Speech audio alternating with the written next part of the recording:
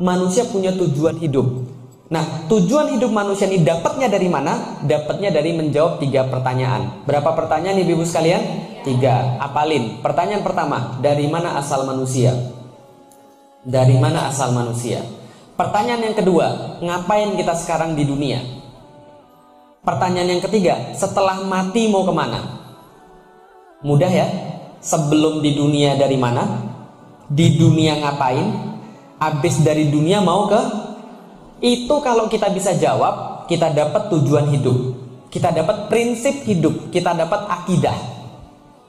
Kalau jawabnya benar, akidahnya benar. Kalau jawabnya salah, akidahnya salah. Kalau nggak jawab, nggak punya akidah. Kalau gitu kita lihat, dari mana asal manusia? Yang kedua apa tadi? Ngapain hidup dia di dunia? Yang terakhir, setelah mati mau kemana? Nih contohnya, orang Cina. Orang Cina beda nggak dengan orang Islam? Beda nggak cara hidupnya? Beda. Beda nggak dengan orang Barat? Nih saya sekarang tanya, kalau orang Cina ditanya asalnya dari mana, jawabnya apa? Nenek moyang? Enggak. Kalau orang Cina ditanya asal hidup dia ini dari mana, jawabnya? Dari dewa, bukan. Dari mana? Dari apa? Gunung, salah. Dari mana? Reinkarnasi. Dalam konsep orang Chinese mengenal konsep yang namanya reinkarnasi. Ada kehidupan sebelumnya. Setelah mati, reinkarnasi lagi. Lalu di dunia ngapain menurut mereka? Kerja, bukan. Bukan nyari duit. Nyari kehormatan, bukan. Nyari apa, ada yang tahu? Bukan, nyari jodoh. Mereka di dunia bukan juga nyari karma positif. Pernah dengar hukum karma? Pernah. Mereka orang Cina percaya hukum karma. Dari mana? Reinkarnasi. Kemana setelah hidup? Reinkarnasi lagi. Di dunia ngapain? Mencari hukum karma positif. Maka menurut mereka, kalau mereka hidup di dunia karmanya bagus, kehidupan ke depan akan jadi lebih baik lagi. Tapi kalau karmanya negatif, mereka bakal jadi yang lebih buruk, bahkan jadi binatang. Contoh, tahu pernah nonton film Son Gokong? Tahu Tipat Kai, tahu? Dulunya Panglima Tian Feng yang hidup di langit. Kenapa dia bisa jadi babi? Dikutuk. Kenapa dia bisa dikutuk? Gara-gara apa? Karmanya apa yang dia perbuat sehingga karmanya negatif? Suka gangguin cewek, betul? Ganjen, suka gangguin bidadari-bidadari di surga. Gara-gara perbuatannya itu, maka dia diturunkan ke dunia jadi babi. Supaya dia bisa jadi manusia lagi, maka dia harus membantu pendeta itu untuk kemudian dapat karma positif, lalu bisa jadi manusia lagi, gitu kan ya? Contoh lagi, kalau orang Cina ngelihat ular lagi diem ngelingkar, itu bukan lagi diem abis makan, bukan, tapi lagi bertapa supaya besok bisa jadi manusia. Pai Sucen, siluman ular putih, gitu kan ya? Pernah nonton kan ya? Nah, ini salah satu keyakinan orang Cina. Maka orang Cina ketika dia di dunia berbuat baik karena dia meyakini karma. Dia tidak berbuat buruk bukan karena pahala dan siksa, bukan, tapi karena karma. Contoh, bapak saya pernah saya tanya, kenapa bapak saya berbuat jujur ketika berdagang? Kenapa dia kemudian tidak pernah nyakitin orang? Dia bilang, supaya saya dan kamu nggak kebagian karma negatif. Paham ya? Karena kalau saya berbuat buruk, nanti keluarga saya nanti susah. Nanti saya susah. Sebaliknya saya pernah nanya sama nenek saya, Nek, kenapa hidup kita sekarang susah? Makannya telur setiap hari, itu pun bagi 8. Kita nggak pernah bisa beli ayam kayak sebelah. Kita nggak bisa beli daging kayak tetangga. Kenapa hidup kita susah? Nenek saya bilang, Lik, mungkin dulu karmamu negatif. Mungkin dulu kamu sering berbuat jahat di kehidupan masa lalu, sehingga sekarang kamu harus nanggung karmanya. Saya bilang, kurang ajar kehidupan saya di masa lalu. Yang berbuat jahat, yang enak, saya harus nanggung siksanya, gitu kan ya. Nggak enak banget saya. Maka kadang-kadang kalau kita melihat, tapi itulah yang diyakini oleh orang Cina. Maka orang Cina ketika berbuat sesuatu itu karena karma, itu saja, bukan karena ada Tuhan. Bisa dipahami ibu sekalian. Baiknya sama, tapi penyebab niatnya beda. Contoh lagi, itu kalau orang Cina, orang Barat, orang Eropa, orang Amerika, ditanya dari mana asalnya, jawabnya enggak, karma. Bukan karma, itu dia nggak percaya karma. Dari mana asalnya? Tanah, bukan. Dari mana asal mereka kalau mereka ditanya? Dari Tuhan. Mereka mempercayai mereka asal dari Tuhan. Betul. Makanya di dalam dalam $1 itu ada in God we trust. Dia percaya Tuhan. Kalau ditanya siapa, dari siapa? Tuhan. Setelah mati balik kemana lagi? Tuhan. Mereka yakin mereka dari Tuhan, mereka balik ke Tuhan. Tapi kalau ditanya ngapain kamu di dunia? Maka mereka jawab, nggak ada urusan dengan Tuhan. Lah kenapa nggak ada urusan dengan Tuhan? Orang Barat meyakini satu slogan, God is a watchmaker. Tuhan cuma pembuat jam tangan. Kalau jam tangan sudah jalan, silakan jalan sampai mati baru balik lagi ke pabrik. Paham ya?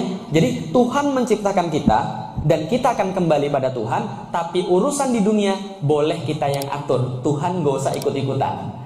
Maka mereka mengenal berikan hak Tuhan dan hak raja.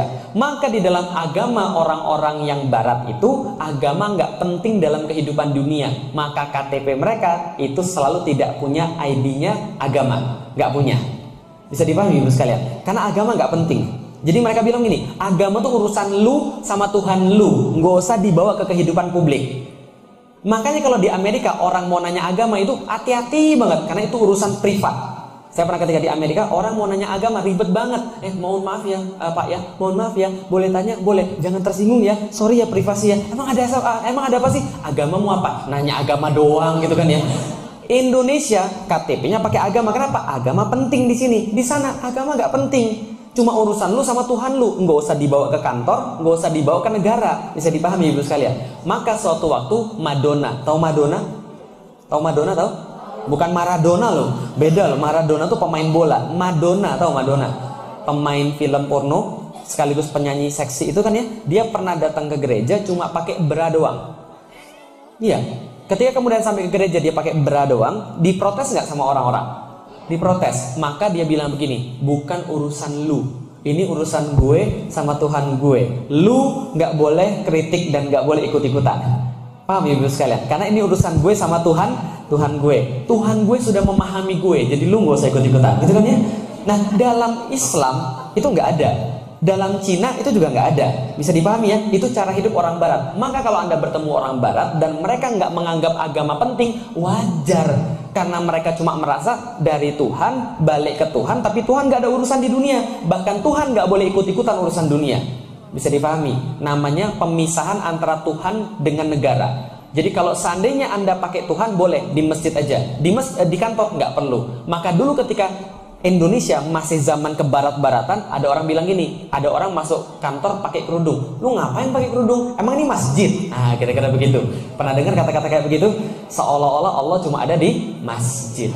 Saya pengen cerita sedikit tentang 3 pertanyaan tadi. Dari mana asal manusia, akan kemana manusia setelah mati, dan ngapain manusia hidup di dunia. Saya juga punya pertanyaan yang sama ketika saya sudah balik. Saya sudah balik ketika SMP kelas 2, dan SMP kelas 2 saya tanya pada ibu dan bapak saya, Mi, manusia ini asalnya dari mana sih? Bapak ibu saya jawab, dari bapak dan ibumu. Papi dan mami dari mana? Dari opa dan oma. Opa dan oma dari mana? Buyut dari mana? Bapaknya buyut. Nggak selesai Lik, kamu coba tanya aja sama pastor. Kayaknya pastor tahu. Dulu saya Katolik, saya disuruh tanya pastor, pemuka agama. Saya tanya pastor, asal manusia dari mana ya? Pastor menjawab, dari Tuhan pencipta semesta alam.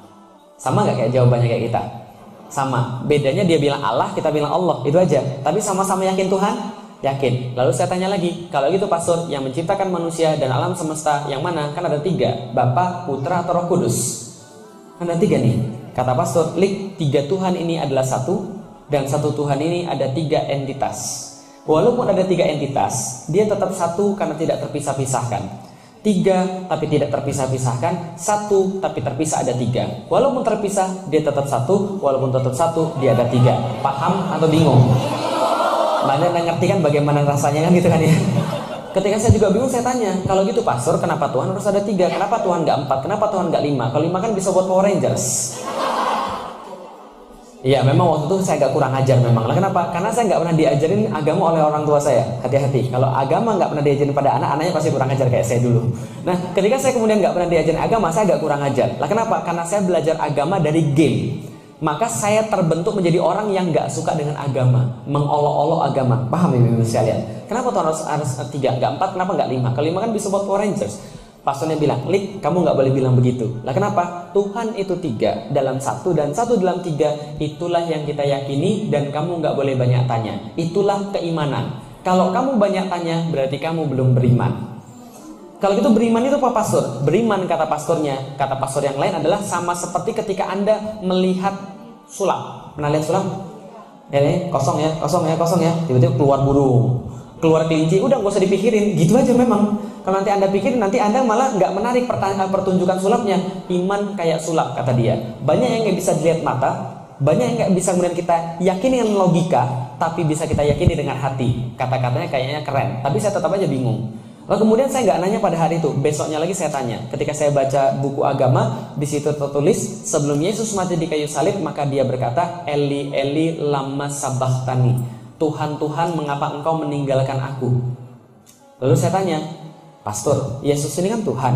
Iya. Kalau Yesus Tuhan, kenapa dia harus panggil Tuhan yang lain? Ini kayak jeruk makan jeruk ini. Apa kata pastornya?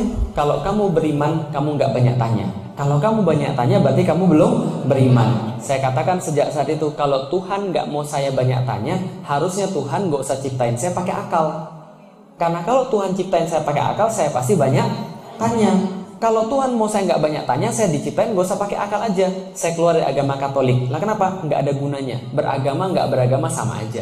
Apa gunanya kalau cuma di KTP doang tapi kita masih pusing dan kita masih punya tanggung jawab, kita masih punya pertanyaan yang nggak bisa dijawab. Saya keluar dari agama Katolik, saya cari sendiri asal manusia dari mana. SMP kelas 2 saya dapat asal manusia. SMP kelas 3 saya dapat asal manusia. Dari mana? SMP kelas 3 yang diajarin asal manusia dari monyet. Evolusi kan ya? Minimal evolusi mengatakan bahwa manusia dan monyet sama nenek moyangnya, kan gitu kan ya? Minimal begitu. Saya belajar bahwa manusia asalnya dari monyet. Karena saya waktu itu lagi benar-benar mencari jawaban dari mana asal manusia, saya benar-benar belajar biologi. Semakin belajar biologi, semakin ahli belajar biologi, semakin saya merasa aneh manusia asal dari monyet. Lah kenapa? Kalau manusia asalnya dari monyet, seharusnya sekarang tidak ada monyet lagi. Gitu kan ya? Karena monyetnya sudah berubah jadi manusia. Tapi sekarang monyetnya ada, manusianya ada. Berarti manusia bukan berasal dari. Kalau itu dari mana asal manusia? Saya belajar lagi biologi lagi. Ternyata saya dapat asal manusia yang paling awal adalah dari sperma dan ovum. Betul? Pertanyaan saya sederhana. Sperma dibuatnya di mana? Tubuh laki-laki. Pernah dibuat dalam tubuh wanita? Enggak. Ada gunanya bagi laki-laki? Enggak ada. Saya laki-laki, saya tahu persis, nggak ada gunanya sama sekali. Nggak ada tambah kuat, nggak ada tambah pintar, nggak ada tambah cakep, gitu kan ya? Nggak ada gunanya sama sekali. Satu-satu gunanya sperma, menurut konsensus biologi adalah masuk ke tempat ibu-ibu sekalian, membentuk individu baru, gitu kan ya? Membentuk anak yang baru. Itu satu-satunya gunanya, nggak ada guna yang lain. Pertanyaan saya sederhana. Pernah nggak dalam sejarah perspermaan ada cerita sperma keluar dari tubuh laki-laki, masuk dalam tubuh wanita, lalu balik lagi dalam tubuh laki-laki? Pernah? Enggak, berarti sperma tidak tahu apapun tentang dunia wanita, betul? Contoh, pernah pergi ke Skandinavia? Dengar aja baru. Kalau kita belum pernah pergi ke Skandinavia, wajar nggak kita nggak tahu jalur-jalur angkot di Skandinavia? Bahkan kita nggak tahu di situ ada angkot atau enggak gitu ya. Nah, pertanyaan saya ketika belajar biologi adalah, tahu dari mana dia bahwa arahnya tepat? Kenapa nggak pernah ada yang nyasar gitu kan ya? Ternyata setelah dilihat di biologi, ternyata anehnya adalah sperma itu mengambil sinyal yang dikeluarkan ovum. Sudah SMS-an. Ngeri nggak coba? Jadi ovum itu ketika keluar dari pabriknya ngeluarin sinyal, yang sinyalnya hanya bisa ditangkap oleh sperma. Aneh nggak ibu sekalian? Nih, saya punya HP, ibu-ibu punya HP. Ibu-ibu bisa ngubungin saya? Belum tentu, karena ibu-ibu nggak tahu nomor saya. Dan kalaupun tahu nomor saya, kalau nggak ada sinyal nggak bisa. Maka kalau orang bisa berhubungan ada 4 syarat. Ibu punya HP, saya punya HP, ada jaringannya. Yang keempat, tahu nomornya. Paham ibu sekalian? Ini sperma, kapan gantian nomor sama ovum? Nggak tahu. Tapi ternyata bisa ketemu. Ketika saya kemudian berpikir tentang ini, apa pikiran saya? Ini nggak mungkin kalau nggak ada Tuhan. Jangan-jangan Tuhan ini ada. Loh kok jangan-jangan Tuhan ada? Kan setelah keluar agama Katolik saya nggak percaya Tuhan. Tapi ketika berpikir begini, kayaknya nggak mungkin, kayaknya Tuhan ini ada. Apalagi yang bisa kita lihat? Nih lihat, bumi besar nggak? Besar. Bumi besar, ada 6,5 miliar manusia di bumi. Nggak usah bicara tentang planet-planet atau galaksi-galaksi yang lebih besar. Bumi aja, 6,5 miliar manusia berada di situ. Salah satunya Felix Xiao. Felix Xiao narik napas. Berapa detik? Berapa detik saya barusan narik napas tadi? 1-2 detik. Tapi yang terjadi dalam tubuh saya dalam waktu 2 detik tadi? Dalam waktu 2 detik tadi, yang terjadi dalam tubuh saya adalah ada sebagian besar oksigen yang saya ambil dari hidung saya, masuk ke dalam tenggorokan, masuk ke dalam bronkus, tersebar ke alveolus. Jutaan alveolus itu kemudian jadi terminal-terminal untuk kemudian diambil oksigen yang saya ambil dari udara tadi menuju ke setiap sel-sel darah merah, diikat sama sel besi.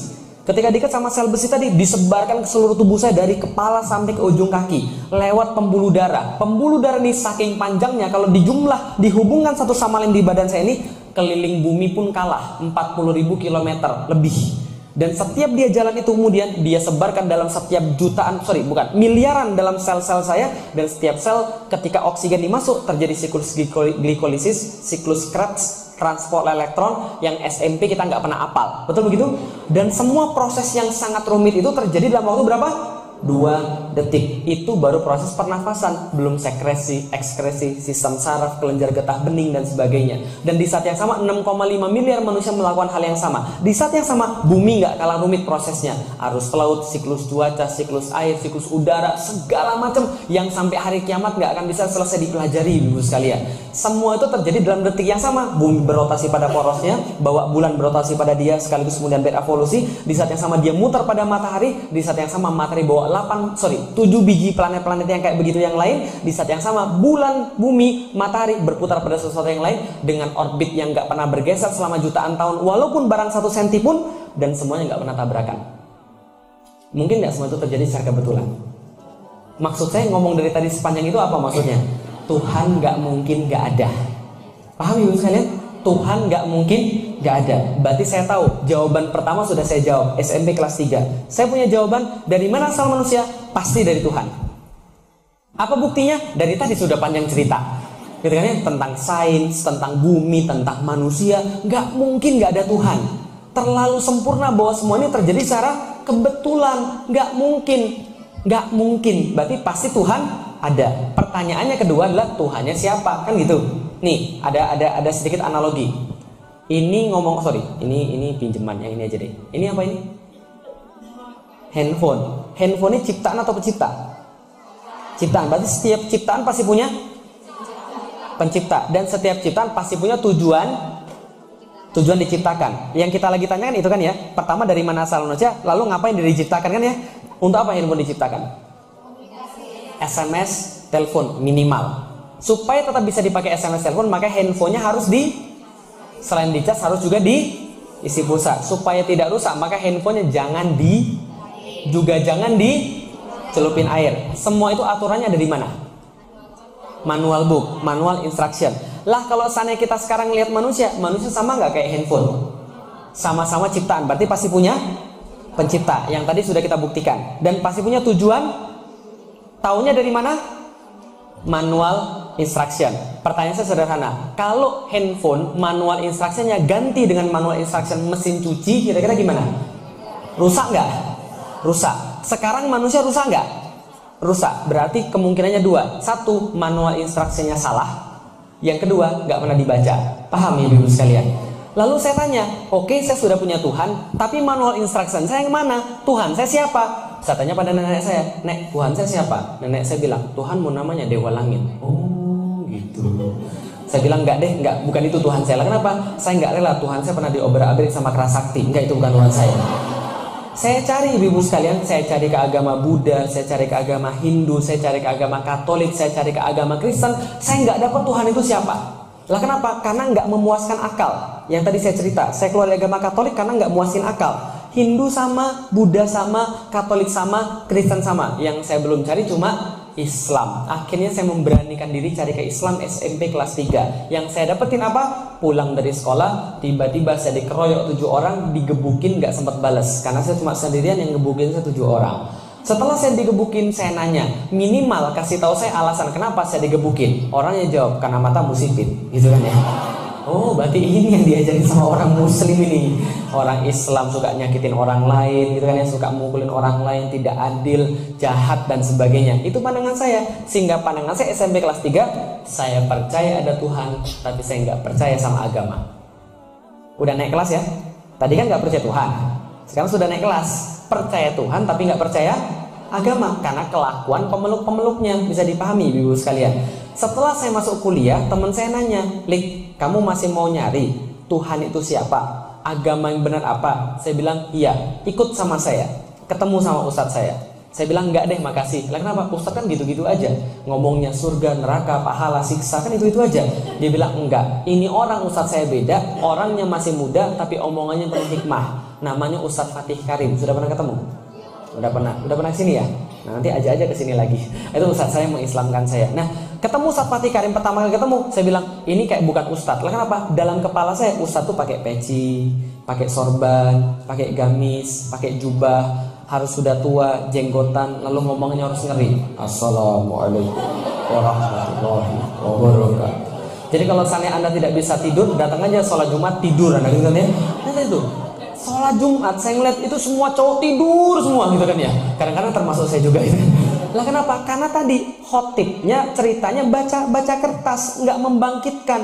Ketika Rasulullah kemudian, ya ini agak sedikit melenceng ya, Rasulullah ketika khutbah Jumat itu diceritakan matanya sampai kemudian uretnya keluar dan kemudian mukanya merah. Karena kenapa? Membicarakan sesuatu yang semangat gitu loh. Makanya orang nggak tidur. Tapi kalau kemudian bicara yang ya tidur. Tapi yang saya temukan nggak begitu. Ustadznya masih muda, pecinya sederhana, baju kokonya sederhana. Tapi anehnya adalah yang dia omongkan tentang Islam itu sangat berkaitan dengan dunia. Bahkan dia paham dunia sama seperti dia paham akhirat. Saya tertarik pembicaraan ini karena sebelumnya saya nggak pernah mendengar yang kayak begini. Saya tertarik, saya bilang, Kang, kita lanjut pembicaraannya. Dia bilang, boleh, datang ke rumah saya, datang ke kos-kosan saya minggu depan. Kamu bawa Alkitab, saya bawa Al-Quran. Kita diskusi tentang siapa Tuhan langsung dari buku petunjuk yang sebenarnya. Saya bilang, saya nggak usah bawa Alkitab ya. Lah kenapa? Saya nggak percaya lagi dengan Alkitab. Kita bahas tentang Al-Quran. Minggu depan kita bahas tentang Al-Quran. Ayat yang pertama kali dibacakan kepada saya adalah Dzalikal kitabu la raiba fi hudal lil muttaqin. Surat ayat kedua. Surat pertama apa? Al-Fatihah. Al-Fatihah berarti seperti cover buku. Lalu kemudian surat kedua Al-Baqarah, kata pengantar. Ayat pertama Al-Baqarah, alif. Ayat kedua, Dzalikal kitabu la raiba fi hudal lil muttaqin. Berarti kata pengantarnya begitu. Pas baca kata pengantar, baru-baru saya bilang apa? Sombong betul kitab ini. Lah kenapa? Baru di awal-awal sudah mengatakan bahwa dia tidak ada kesalahan, sempurna. Emang yang buat siapa? Lalu kemudian saya protes, Kang, kalau begitu ini kitab salah. Lah kenapa? Belum apa-apa dia bilang bahwa kitab ini sempurna, tidak ada keraguan di dalamnya. Sedangkan menurut saya manusia nggak mungkin sempurna. Karena manusia nggak sempurna, maka buatan manusia juga nggak sempurna.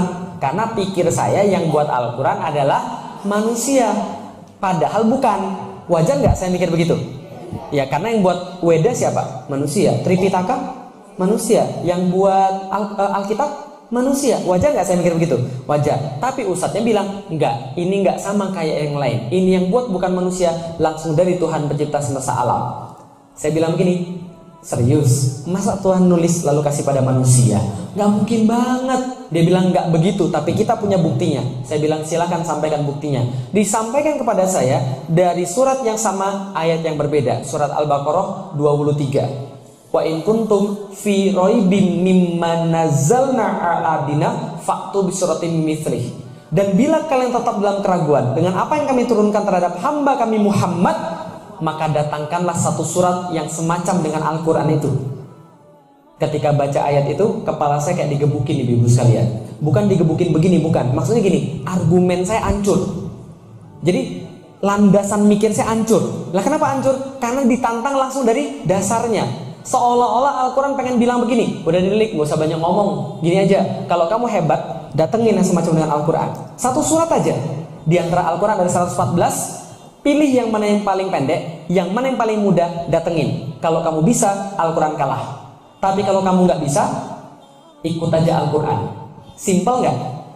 Fair nggak? Seperti saya bilang gini, ibu-ibu yang di sini yang merasa hebat, ayo kita berantem 1 lawan 1. Kalau ibu-ibu kalah, jadi anak buah saya. Kalau saya kalah, jadi anak buah ibu-ibu sekalian. Adil nggak? Adil. Cuma Al-Quran tidak adil. Al-Quran katakan, wad'u syuhada'akum min dunillah in kuntum shodiqin. Kalau anda nggak berani sendirian, maju semuanya sekalian. Coba ditantangin seluruh manusia. Seluruh manusia ditantangin Al-Quran, suruh buat satu surat yang semacam dengan Al-Quran, walaupun yang paling pendek. Sampai sekarang bisa atau enggak? Ketika saya baca itu, saya kaget loh. Saya bilang sama ustadznya, ini benar nggak ada yang bisa mendatangkan yang semacamnya? Ustadznya bilang, silakan cari aja. Saya mikir begini, ini surat turun 1400 tahun yang lalu. Kalau ada orang yang bisa, tentu dari dulu sudah dilakukan. Ternyata setelah saya cari, betul nggak ada. Akhirnya apa yang saya pikir? Ini segel ini. Paham ibu sekalian? Ini segel dari pabrik ini. Maka saya bilang, Tuhan saya namanya Allah, Rasul saya namanya Muhammad, dan agama saya Islam. Lah kenapa? Karena saya punya bukti sekarang yang nggak saya dapat ketika di agama-agama yang lain. Saya punya bukti, maka saya masuk Islam. Bisa dipahami ibu sekalian? Nah, ini penting betul. Lah kenapa? Al-Quran itu segel. Nih, coba kita lihat, ibu-ibu sekalian. Kalau kita lagi jalan di jalan, ada polisi berhenti nggak? Kenapa berhenti? Karena polisi. Tahu dari mana kalau dia polisi? Seragam. Selain seragam apa lagi? Buktinya apa lagi? Kartu petunjuk, ada peluit, ada kemudian ya pengenal lah bahwa dia adalah polisi. Betul begitu? Berarti setiap petugas pasti punya bukti. Betul? Rasul itu petugas atau bukan? Petugas. Petugasnya siapa? Turun ke dunia, bawa bukti nggak? Kalau dia dari Allah, apa buktinya? Bukan. Setiap nabi-nabi buktinya apa namanya? Mujizat. Mujizat artinya bukti. Mujizat artinya bukti. Salah. Mujizat artinya keajaiban. Salah. Mujizat artinya, ingat baik-baik, mujizat asal katanya ajaza. Ain jim za. Itu asal katanya. Ajaza. Ajaza artinya lemah. Hati-hati ya. Al-Aziz itu yang maha kuat, Allah. Tapi kalau Al-Ajiz itu yang maha lemah. Jadi kalau ngomong bahasa Arab itu hati-hati. Kalau salah dikit aja makhrajnya, salah semua. Kolbu itu hati, kalbu itu anjing. Hati-hati. Harus kolbu, ada kol-kolahnya. Kolbu. Kalau kalbu, anjing. Kalau kolbu, jelas ya? Ajaza artinya lemah. Mukjizat artinya yang melemahkan. Loh, kok yang melemahkan? Jadi gini ceritanya. Setiap nabi turun itu selalu membawa sesuatu yang membuat yang lain terasa lemah terhadap itu. Makanya mukjizat tergantung tren. Tergantung apa? Tren. Contoh, Nabi Musa. Trennya apa waktu itu? Sihir, yang lagi keren. Orang yang bisa sihir dianggap hebat, dianggap kuat, dianggap luar biasa. Nabi Musa turun bawa yang lebih hebat daripada sihir. Apa itu? Apa buktinya yang diberikan Allah? Tongkat. Bisa berubah jadi bisa membelah laut. Setelah Nabi Musa wafat, apakah mujizatnya masih ada? Masih ada tongkat yang model begitu? Kalau masih ada, saya mau beli 2. Nggak ada lagi tongkat model begitu. Semua mujizat diangkat ketika nabinya wafat. Ganti masa Nabi Daud. Nabi Daud yang lagi ngetren apa? Nabi Daud yang lagi ngetren apa di masa itu? Perang. Orang yang paling hebat adalah orang yang paling gede badannya. Maka ada cerita Jalut. Jalut itu orang Filistin, yang orang Filistin badannya di atas rata-rata. Nah ini Jalut orang yang paling bongsor di antara Filistin. Berarti lebih gede lagi. Maka orang gede kuat. Maka diturunkan Nabi Daud dengan mujizat bisa melembutkan besi. Dia pakai baju zirah, dia pakai baju besi, menang jadi raja. Gitu kan ya? Nabi Sulaiman anaknya Nabi Daud lagi ngetren apa? Buat gedung-gedung megah, kendaraan-kendaraan super cepat, dan sihir-sihir yang mematikan. Maka Allah kasih dia orang naik kendaraan biasa unta, dia kendaraannya apa? Angin. Orang buat megah, bangunan-bangunan megah, dia buat bangunan rumahnya itu pintunya aja 9 pilar. Pintunya doang, tehelnya kaca semua. Gitu kan ya? Itu Nabi Sulaiman. Ganti masa lagi, Nabi Isa. Nabi Isa yang lagi ngetren apa? Trennya ganti. Apa yang lagi ngetren? Medis, kesehatan. Orang lepra, buta, kusta sekali sentuh selesai. Orang mati hidup, gitu kan ya, atas izin Allah. Tapi setiap nabi wafat, nabinya diangkat, mujizatnya diangkat. Betul? Nabi Muhammad yang lagi ngetren apa? Di kalangan orang-orang Arab dan di kalangan dunia pada saat itu. Syair, sastra, bahasa, informasi. Ya, maka turun Al-Quran yang informasinya ngeri, sastranya ngeri, nggak ada yang nyaingin. Stres setiap orang di depan Al-Quran. Ini kok bisa kayak begini? Ini kok bisa kayak begini? Betul kan ya? Semua orang merasa lemah di depan Al-Quran. Hebatnya adalah apa? Nabi Muhammad ini kemuliaannya, ketika dia wafat, Al-Qurannya nggak diangkat. Mujizatnya tetap ada. Supaya kenapa? Allah pengen tanya Anda perlu bukti apa lagi untuk beriman? Sudah ada itu. Yang lain diangkat, nggak bisa lagi. Mujizatnya mana? Mujizatnya mana? Nggak ada. Nabi Muhammad tetap ada. Mujizatnya di mana kalau gitu? Nih, kalau gitu saya lihat. Bahasa sastra itu beda dengan bahasa biasa, betul? Saya seorang penulis, dikit banyak saya tahu sastra. Contoh, ini bahasa biasa. Bapak dan ibu pergi ke pasar, paham? Bahasa sastranya nggak begitu. Bahasa sastranya bisa jadi begini: ayah dan bundaku, mereka meniti jalan menuju tempat orang berjual beli. Kan itu kan? Lebih susah dipahami yang mana? Yang pertama atau yang kedua? Dalam sastra itu selalu berlaku satu hal yang sangat-sangat sederhana. Kalau Anda mau pilihan katanya indah, Anda keluar daripada makna yang sebenarnya. Tapi kalau Anda mau kemudian maknanya yang dapat, Anda pakai bahasa yang sederhana. Bisa dipahami ibu sekalian? Kalau Anda mau pilih keindahan bahasa, maknanya harus dikurangi. Kalau mau maknanya, keindahan bahasanya harus dikurangi. Satu-satunya yang maknanya bagus, indah katanya mantap, itu cuma Al-Quran. Bisa dipahami ibu sekalian? Maka orang-orang stres melihat Al-Quran. Kok bisa begini? Contoh, nih salah satu contoh. Kenapa dikatakan bahwa tidak ada yang bisa mendatangkan yang semacam dengan Al-Quran? Nih contoh, suatu masa ketika Rasul masih ada yang bilang bahwa dia juga nabi. Ada yang mengklaim nabi juga, namanya Musailamah. Musailamah dia digelari Al-Kadzab. Al-Kadzab artinya sang penipu. Nah, kenapa dia digelari sang penipu? Karena dia bilang bahwa dia adalah nabi. Musailamah ini juga kemudian mengaku nabi. Suatu waktu turun surat Al-Asr. Ada yang apa surat Al-Asr? Ya semua hafal. Wal asri innal insana lafi husrin illal ladzina amanu wa amilus solihati wattawassaw bil haqq wattawassaw bis sabr. Ini surat pendek atau panjang? Tapi belakangan ketika kemudian ulama-ulama melihat surat ini, apa yang beliau katakan? Ulama-ulama katakan, seandainya Al-Quran tidak diturunkan ke atas muka bumi ini, maka satu surat ini sudah jauh lebih cukup. Karena maknanya yang indah, tidak selesai dikaji sampai detik ini. Kalaupun Al-Quran tidak turun semuanya, maka semua itu sudah terwakili dalam surat Al-Asr itu. Ngeri ya? Sependek itu maknanya sedemikian besar. Nah, ketika turun surat tadi, Amr bin As yang waktu itu belum masuk Islam, orang ini pinter banget. Amr bin As ini pinter banget orangnya, belum masuk Islam. Dia jalan-jalan ketemu Musailamah Al-Kadzab.